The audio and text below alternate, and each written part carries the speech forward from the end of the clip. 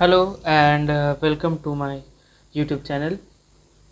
In this video we will learn how to install Apache Server on Ubuntu and Windows.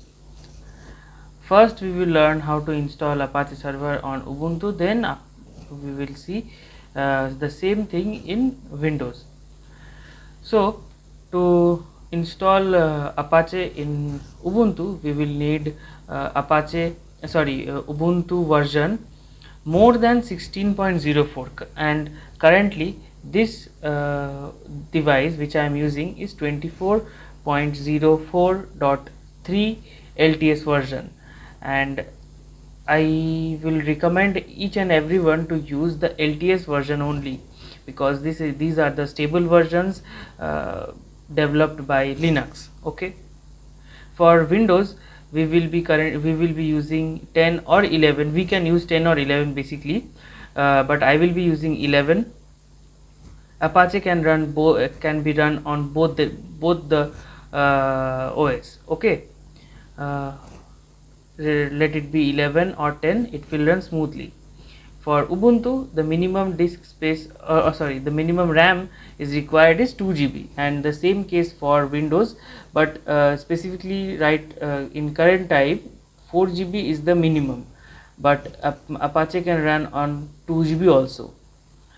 The basic disk space is 50 to 60 MB for Ubuntu, and for Windows it is 10 to 80 MB. Okay. In Ubuntu, let me clarify it first, that in Ubuntu we will install a localhost using command. Okay, but in Windows we need to install this server, that is XAMPP server. Okay, so let us install or see how will we installing Apache Server in Ubuntu. For that we need to open terminal, and in terminal right now my name is written, or the currently I am in I am as a normal user, but but we need to change it to admin user. So for that you use sudo su, that is sudo is a command for terminal, and su is substitute user, that means to substitute from the normal user to admin user. So giving the password. First things first, to install Apache, the very first step is to update the system and upgrade the system. So I will use both the command in only one sentence. See, apt stands for advanced package transfer. Okay, apt update and apt upgrade -y. This is one command. Apt update is one command, and apt upgrade is another command. And is basically joining both the command, and y is like advance yes from my side. That means when during the whole process, if there is anything that requires a command, that is yes or no, I will I have automatically in advance I have given y to the terminal. So the terminal will automatically recognize the y and will run it by itself. So let it start. Now it will search all the required files from these repositories of Ubuntu, and it will do their thing. So update and upgrade took only few seconds. Okay, but depending upon your device, this can run up to 2 minutes or half minutes. Okay, it depends that what your computer needs or doesn't need. Let me clear this one. Now let us install Apache. So for that also apt install Apache 2. Here, why I am using Apache 2? Apache 2 is the current version right now, and this Apache 2 can be used to install Apache in Ubuntu, in Debian, in Zorin OS, basically those OS that depends upon Debian and Ubuntu. But in Fedora or CentOS, we will use HTTPD.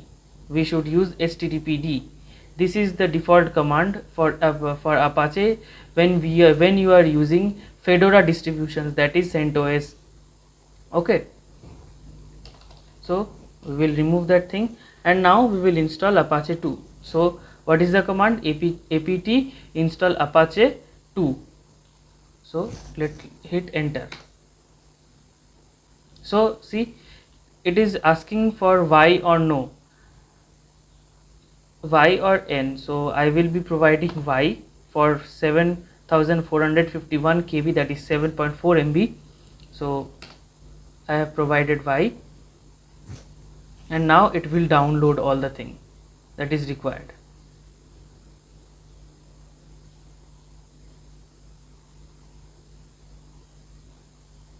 It has created a symbolic link. Okay, here it is. This when you are installing these kind of things, if you see like created symbolic link, that is system link actually. So that time you can get an idea that the thing which you are trying to do is correct. Okay, now Apache is installed in my computer. There are two ways to see whether it is installed or not. First one is using terminal only. So what is the first step? System CTL, that is system control, status Apache 2. If it shows yes or active, that means my Apache is running. So let us check. See, active. Okay, that means my Apache is running smoothly. And the second step is using any browser. From in your browser, just type localhost, localhost, localhost C. This default page will appear, Apache 2 default page. This shows that the Apache is running absolutely fine, and you can work your projects. And suppose when you are installing Koha or DSpace, Apache 2 is very important. Apache is very important. It will be the first step for you to install this thing. For DSpace, Apache Tomcat, Apache Maven, and Apache Solar is also required to install before installing DSpace. But for Koha, only Apache 2 will do the work. Now let us see how to install it in Windows. So after installing Apache Server in Ubuntu, now we will see how to install Apache Server in Windows. For that we need to go to this website, that is, so I will show you again. Search XAMPP server and download. Click on the first link, that is apachefriends.org. This is the official website for Apache. Click on this download button which you are seeing here, 64-bit 144 MB. This is for Windows. This is showing that your download will automatically start. Actually I have downloaded the file previously, so I will just cancel the download. Okay, just wait.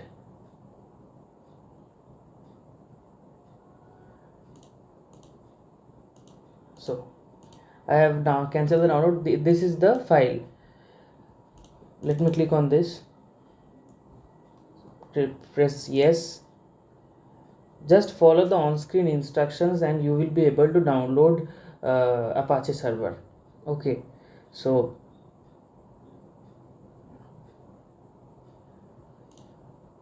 Just click on next, next, choose the file, then next, then next, and it will install. It will first unpack all the files. Actually this will take some time because XAMPP server is actually for Apache, MySQL and PHP and Perl. Okay, so it will also install MySQL, PHP and Perl, but for as of now we just only need Apache. So let it download. It will take some time.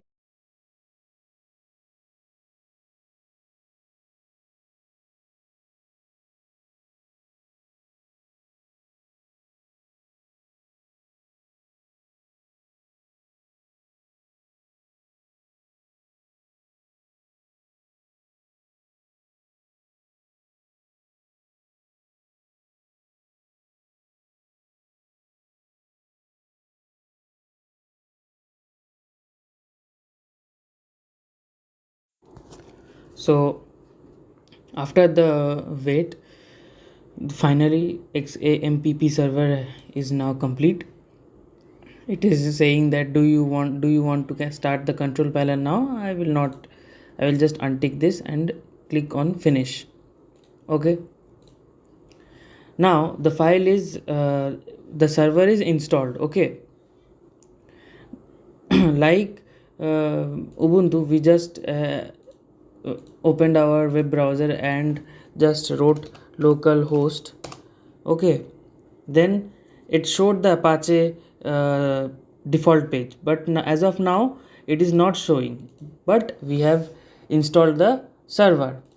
Now we just need to start the server. So for that we need to go to this PC, and the place where we have installed installed the server by default, it is C, local disk C. Then click on XAMPP folder, then go to the last. Here you can see XAMPP control.